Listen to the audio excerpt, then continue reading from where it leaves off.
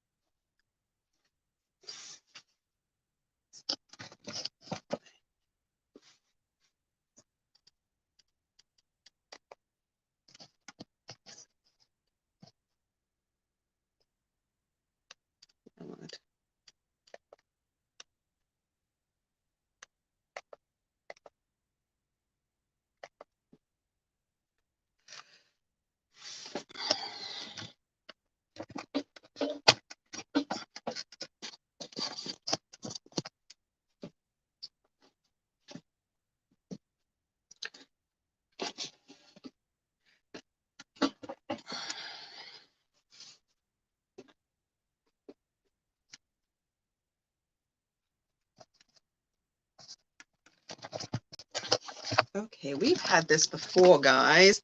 Hello and welcome, welcome, welcome to Breakthrough.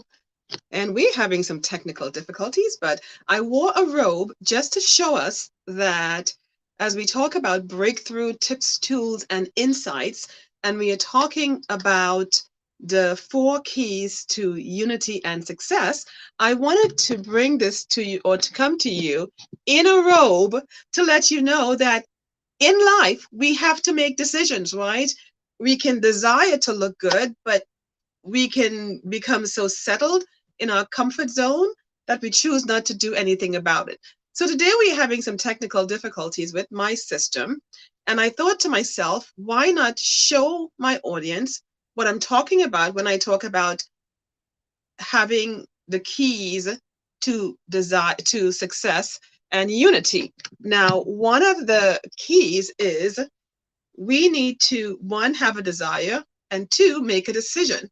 So what I did was I felt so great after I took a great bath this afternoon and, took my time and got things done. I wanted to come to you like this to let you know in life we got to make a decision. So do we make a decision to stay where we are at, doing what we are doing, or do we make a decision to make a difference? So as I come to you like this, it's a decision. I had a desire to stay warm and cozy, and I really enjoyed my robe. And I thought to myself, I'll give you this example because in life, we need to make a decision before anything is done. So I'm making now a decision to take this robe off. It's comfortable and I can stay this way and broadcast to you.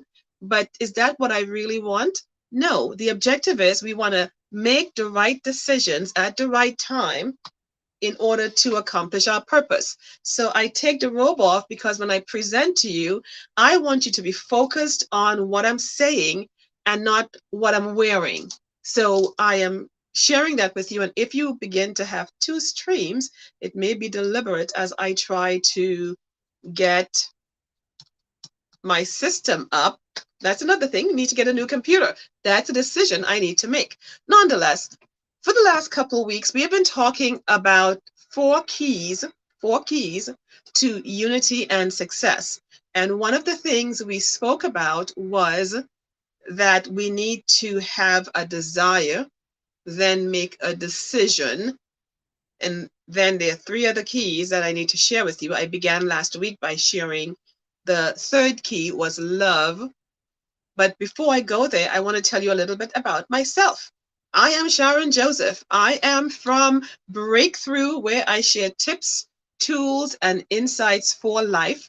And I encourage you, if you need assistance in establishing, making a decision, or establishing yourself, your life, your career, I'm encouraging you, if you need assistance, to please call me, reach out to me on my website, SAJ Consulting Services at gmail.com. That's the email address, or look online. SAJ Consulting Services at gmail.com is my email address. I am excited to be sharing with you, and hopefully my other system will come up so you'll get the background of Breakthrough, where I share tips, tools, and insights for life.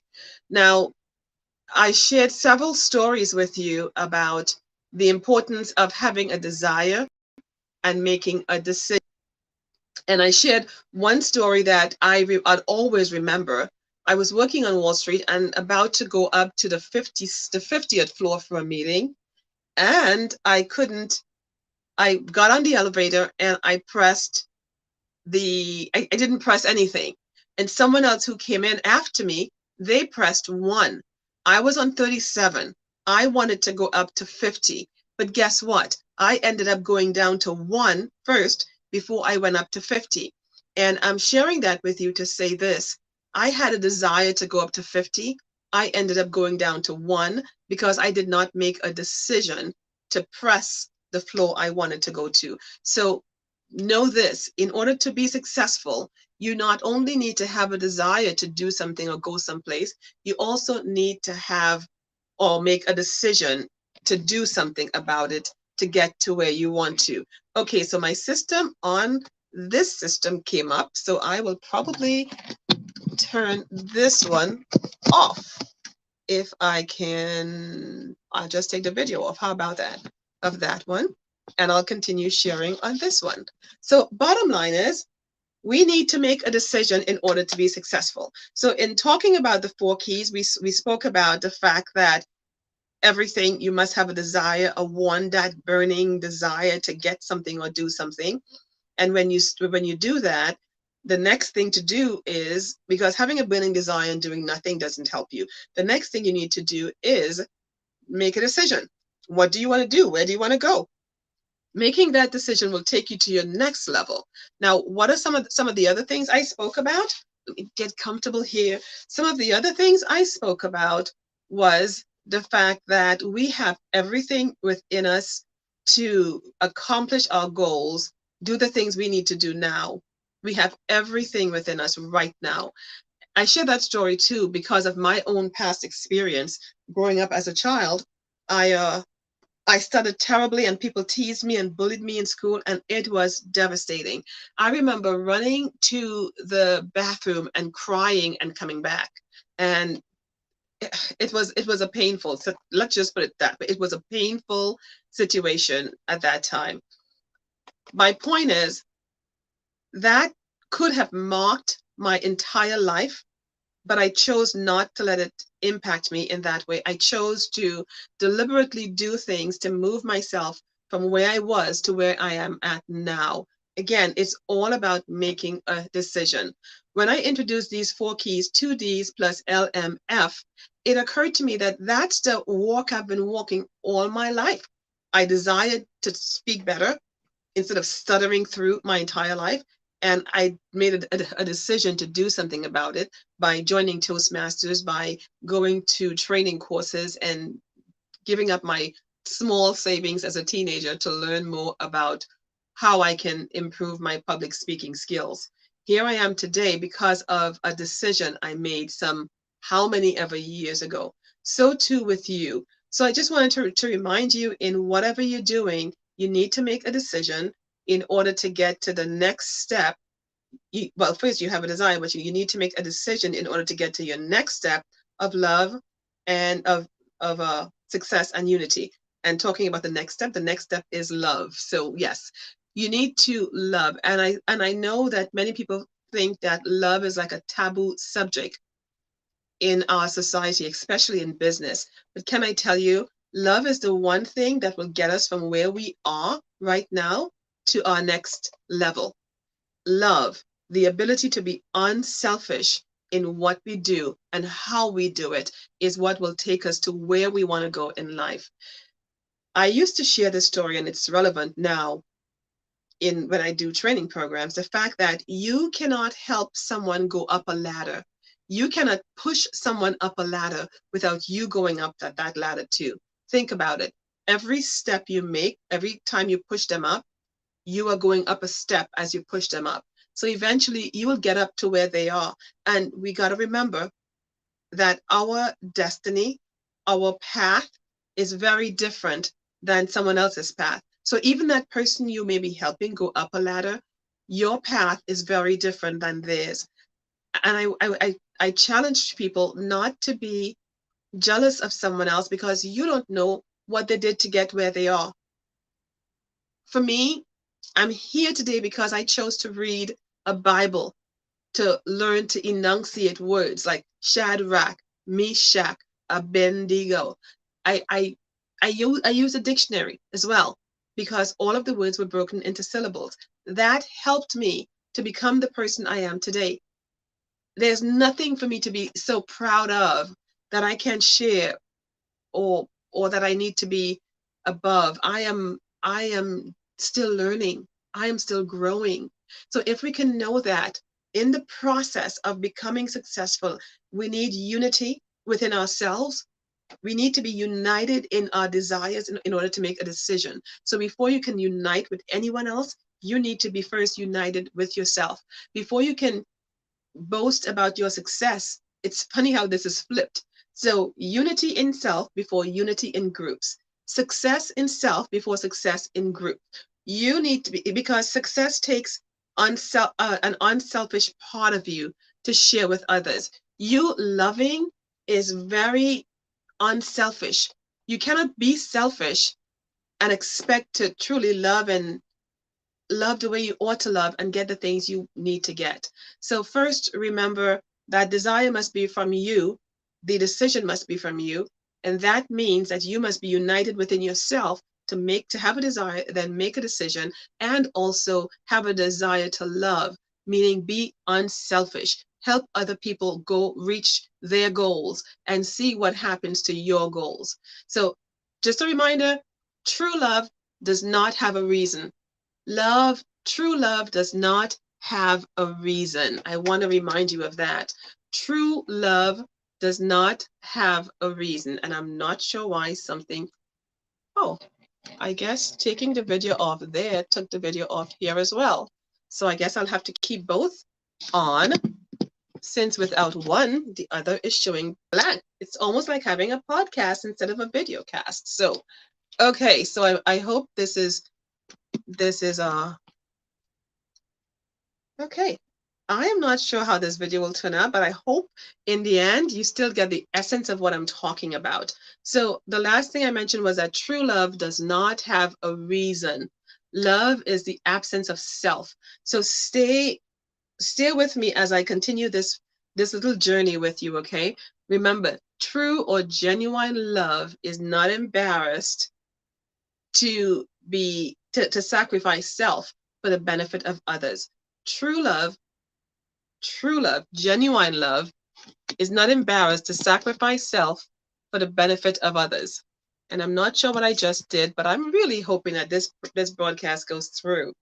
Okay, psychologists says that we all want to be part of community, be able to contribute to something and impact our world. And in doing so, we do all sorts of really weird things sometimes, like joining gangs and so on. But even so, I am encouraging you to love and love unselfishly. Love and love unselfishly. Because sometimes we forget that our lives is not our own, and our lives is interconnected with the people and communities that we are part of. We have the honor of being here on earth. And I said the honor because there were many people who were supposed to be here and are not here, right? We know that because of abortions, death, like early death, sicknesses, and so on. So many people who could have been here are not. But the fact that we are here, I believe it's an honor. So how can we now take advantage of the short time we have here on earth? And again, I'm saying a short time. I recently lost an aunt of mine in California, and I was yearning to see her. And I'm thinking I'll go see her in March of this year. But guess what? She passed away last week. So I'm saying we have a very short time here. So while we're here, one of the things we can do is to love and love unconditionally. Remember that we are not our own, and remember that the gifts and talents that are within us, they were not meant to be for us. They were meant to be given to the world. The gifts and talents that are within us. And by the way, we all have them. We all have gifts and talents that we can bless this world with. But just remember that what you have in you is not necessarily for you. It's for the world. And if you doubt me, think about an apple tree. Have you ever seen an apple tree running, or the apples, actually the tree running to the apples, or the apples running to the tree to eat? Apples don't eat apples. We eat apples. So what we have is for others to benefit from. So just remember that as we go forward. And how do you go about doing that as well? You go about doing that by finding a problem to solve. I have a very specific prayer right now. God, create a problem that only I can solve. No, it's not selfish. I'm just passionate about having my gifts, talents, and all that I've been blessed with be used fully while I have the time here on earth, because our time here is just way too short. So how do you go about loving unconditionally and allowing your love, the gift in you, to be a blessing to this world? Find a problem that only you can solve and solve it. Be unselfish in helping others. The bottom line about love is that we all have love in us, and the more we give love, the happier we are. Think about it. When you love like a kid, you're loving that child or your baby, or your children. And something about loving them just makes you feel like it's all worth it. The pain you went through to bring them into the world, it's all worth it. The challenges you have with them, the love you feel for them is so much greater than the challenges you have with them. So I encourage you to uh, not just say love and not just give love to people you care about or who are in your immediate environment, but give it to others. Give it to people who can benefit, who are able to share what you have with others as well. Love. To achieve unity and success, you need to have love. That unselfish part of you that is willing to do the best for the team at your expense. Promoting unity is promoting love. Just remember that. Okay, before I continue, I just want to remind you that you've got everything within you right now to be successful. Everything you need to be successful, it's already deposited within you. You were born with it. It's like an apple's seeds are in the apple. The apple does not need to go looking for seeds. It's already in it. So don't forget that as you go forward, know that what you need to give to the world to be a blessing, it's already in you. Okay, next one on my list. So we began with 2Ds, LMF. We did 2Ds, desire and decision, desire and decision, and the other one was love. And now we're moving into M, and then we have F. The M is mutual honor and respect. When we talk about mutual respect or mutual honor, we are talking about the person next to you. We are talking about the person at your work, on your street, on the street. What is honor? Honor is basically being able to discern, celebrate, and reward men, systems, and institutions. Simple? If it's not, I hope it becomes simple for you. Honor is basically discerning, celebrating, and rewarding men, systems, and institutions. By doing that, and by the way, sometimes we think that honor is just for men. It's not. There's in every society, there are institutions and systems established to have, for example, law and order, and to care for the community and so on. And we need to be able to honor or respect those institutions in order to get the most out of them. So just remember that as we go. So I shared DDLM. We cannot downplay the sacrifices that other people make. We are still on mutual honor or respect. A firefighter runs into a burning building to save you or your family. We cannot downplay what they did, what they've done. They just risk their life to save you or your family. So we need to be able to honor them. Once honor is given, though, we need to find a way to reciprocate.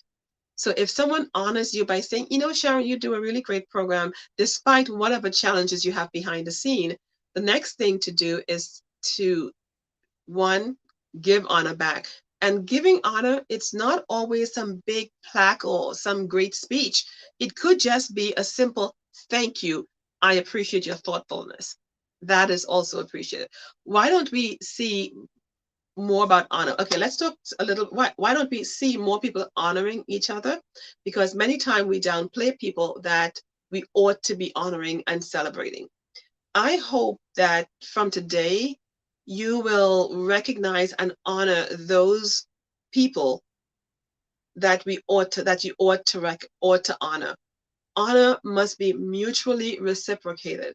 And if someone keeps honoring you, by the way, this goes for parents too, because parents and kids may be telling parents, I love you, and sometimes parents cannot reciprocate and say, I love you. I know of some young adults who told me, I have never heard my parents say, I love you. What a shame. Or kids, your parents who have done so much for you, why can't you let them know that you love them?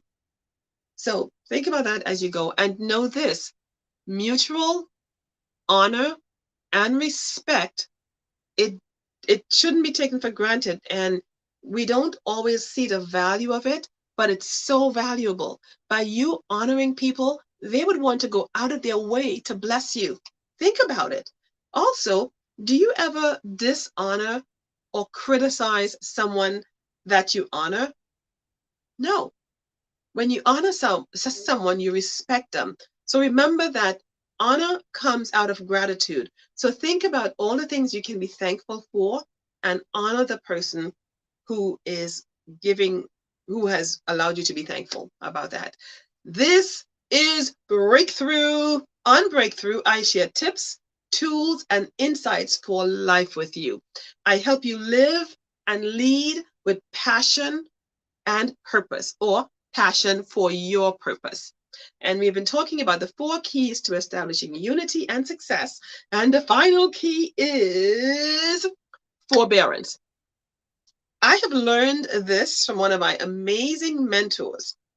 And I can tell you, Joshua Selman is his name. Oh my gosh, I just love him, just love his teachings. But my point is, forbearance is more than forgiveness. It is basically the essence of what you need in order to get along in any group and have unity and success.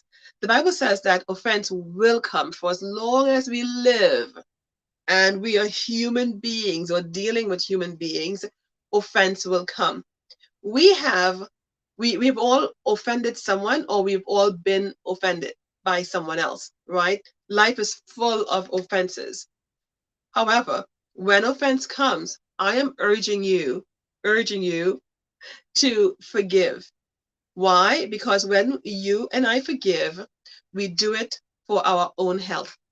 Yes, doctors will tell you that sometimes issues we deal with, uh, uh, they came out of unforgiveness. So there are several illnesses where people are currently ill, and they're not ill because of a physical illness. They're ill because of a mental illness. And many times that mental illness is simply unforgiveness.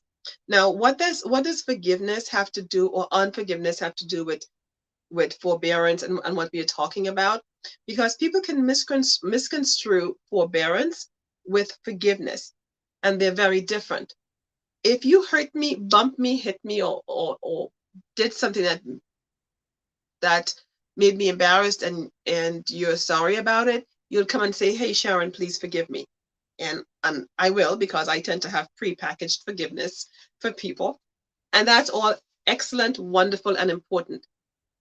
However, if I'm talkative, and I am talkative, by the way, I was talking to a friend in New York last night, and he said, yeah, I can tell that something was wrong because you were not as talkative or vocal as you normally are. And I thought to myself, yeah, so I like to talk. And maybe it's because As a child growing up stuttering, I wasn't able to have conversations and talk to people very well. So now I enjoy talking, and that's why I'm talking to you. I love it. So if someone tells me I talk too much and I ask them to forgive me, I'm not sure if that would be appropriate to ask for forgiveness, or they may be forgiving me for that time, but they'll have to continuously forgive me, right? Because talking is part of who I am. I like to talk to people. However, if they believe that I like to talk to people, that's part of who I am, instead of saying, I forgive you every time for talking too much, Sharon, I am going to be asking them, please give me some forbearance. Forbear with me. Know that this is who I am, and more than likely I wouldn't change because I love talking and talking to people and being around people. So instead of asking for forgiveness because I spoke too much, I'm going to ask for forbearance. Bear with me because this is who I am. So remember that forgiveness and forbearance are different. They're both important, but I hope you understand that the difference in dealing with success, unity, and achieving and accomplishing goals. Forgiveness is important. We need to do that. Forbearance is saying it's part of who she is. So as a team member, we'll learn to forgive that part of her so that we can work more effectively together and not hold it against her. I hope you get that. Okay, stay with me for a moment. I mentioned about the difference between forgiveness and forbearance. And as a leader, establishing forbearance is really critical to your success.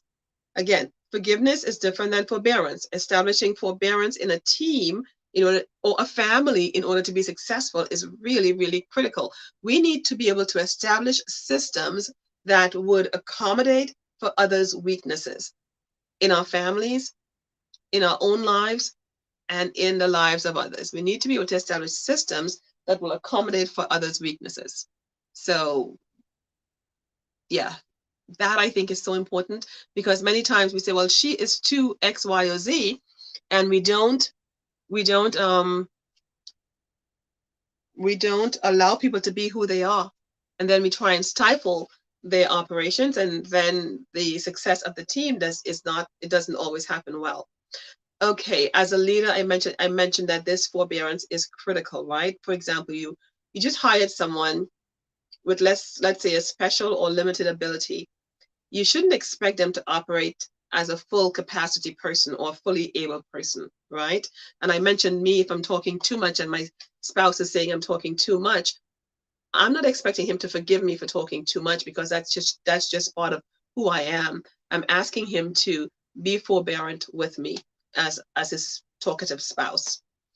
Okay, the essence of the forbearance part of it is to stop expecting perfection and godlike performance from mere men and women. Stop expecting godlike performance from regular people. That's the essence of it. And that's how you will use the idea of forbearance in order to accomplish a goal. So the 4 keys were, the first one was what? Desire. The second one, after you've had a major desire, what's the next step? You want to make a decision. And then what else? After a decision, so desire, decision, then, okay, come on, guys, you got this. The next one was love. Love, then mutual respect, and then forbearance. So those are the keys to unity. As challenging as this broadcast today was to be able to, I'm actually broadcasting from 2 areas, and I hope you're getting the breakthrough background in the back. Because, okay, and I'm not sure why this is leaning back and forth, so I'm going to pull it up like that. How about that?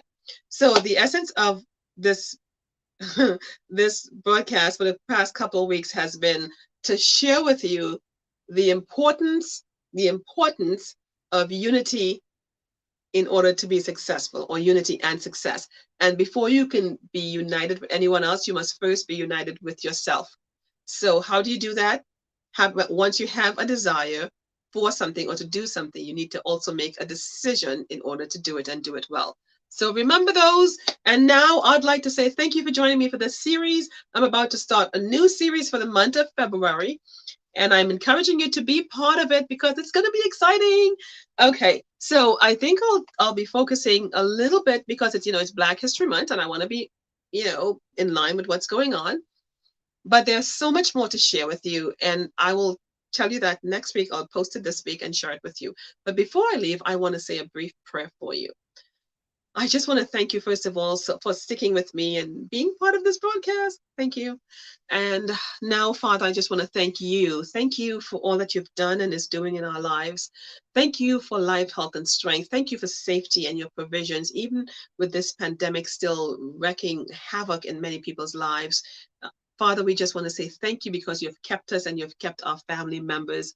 We just want to say we are so grateful for all that you've done and is doing. Thank you for the ability to use our mind and to have a desire and then make a decision to go about and do something and then be able to love ourselves and love others in order to accomplish what we want to accomplish, and the ability to be respectful and honor each other. Thank you, oh God, for those simple but important things we need to do to accomplish our purpose. Help us, oh God, to have mutual honor and respect for each other, and finally help us to be forbearant with each other.